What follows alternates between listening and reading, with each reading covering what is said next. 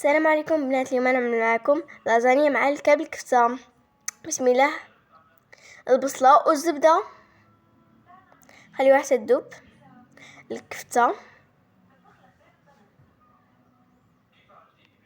ملح، كمون، بذرة القزبر، ورقة الغار، الابزار، تحميرة والخرقوم، صوص طوماط، ما تكتروا ما تخفوا. هادو هما المقادير: بشاميل وجبن، صوص بيشاميل، لازانيا. كنحطو ديك الكفتة ديالنا وديك القوام ديالنا اللي حطينا كامل،